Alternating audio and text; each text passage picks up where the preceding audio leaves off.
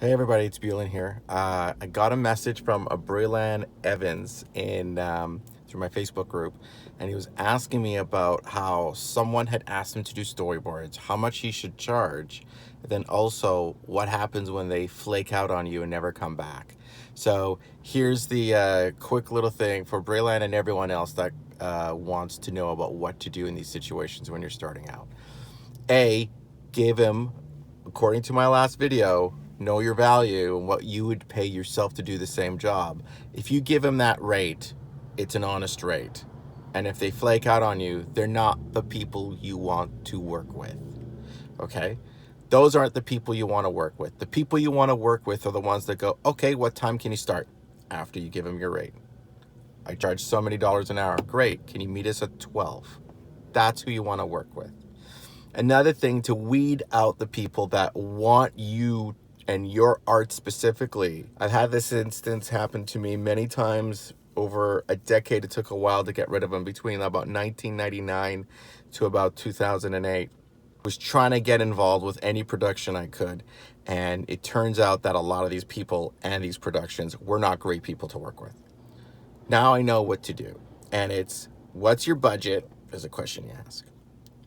Do you have an NDA, non-disclosure agreement? You need to have a non-disclosure agreement. If they are serious about having you on a project and having a project seriously, they're going to have a non-disclosure agreement. Non-disclosure agreement is basically a contract between two parties where you're not allowed to talk about the project with outside parties at all, including other productions. I've signed dozens and dozens and dozens of these, and many of them, for some of them, many of them didn't pan out. But the fact that we signed a non-disclosure agreement was trust between two parties. It's what you want to do to build your relationships, is to establish trust. The next thing you're going to ask is, do you have a start pack? Now, real serious productions, even crappy TV movies that you don't like to watch on television, all take their production seriously. They have a start pack. An individual start pack is a contract between the production and yourself. And when you have the production give you a start pack, or if you show up at their office to get one, they want a bunch of items from you so they can go ahead and process you as an employee of the production and legally employing a citizen of that country to work on their show.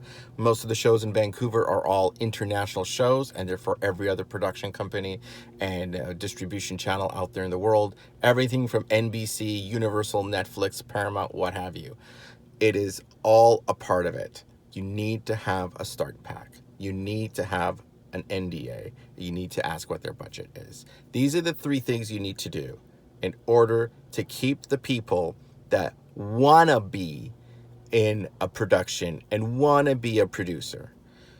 And this is how you get to be a more legitimate artist in the film industry. Sometimes you'll have a director come up and say, I need storyboards to help get financing for a film, or to go ahead and get me pitched to get me a specific job. I've done this a few times myself, but only with people that I knew that A, were legit in the industry, and B, could pay you.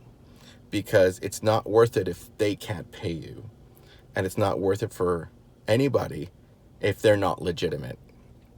Now, I've worked with a specific director like this a few times, spending years weeding out the people that can't do the job to the people that can do the job. That's why I take those little side favors. But not everyone gets that right away.